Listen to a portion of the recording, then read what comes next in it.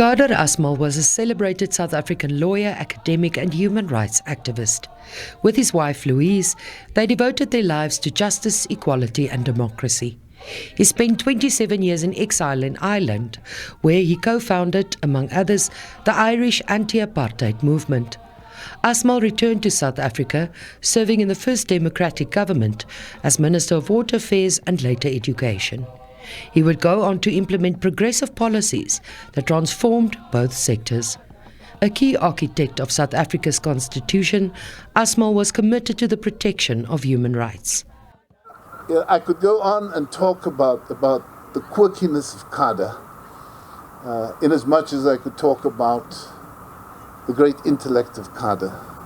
But most of all, his life as a raconteur, his life as a friend, his life as a great sparring partner on all manner of matters. And there was nothing that was outside of his frame of reference. He would know more about water than Guy. He would know more about economics than me. When I was appointed as chair of the Ocean Commission at one time, he said, "Oh, that's fairly easy. I taught the law of the sea at Dublin College. Let me explain this to you."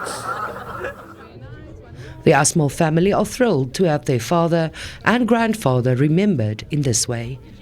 Very happy. It's very beautiful to see. They've gotten it down to a T, except his height maybe. He was slightly closer to my height.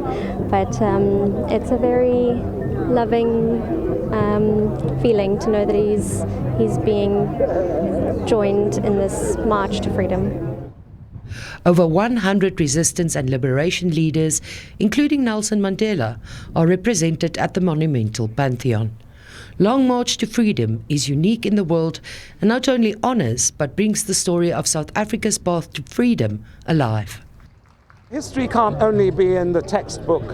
We must take it out of the textbook. And what we're trying to do is to humanize history and to say, these are the extraordinary men and women that made you a free child, a free adult.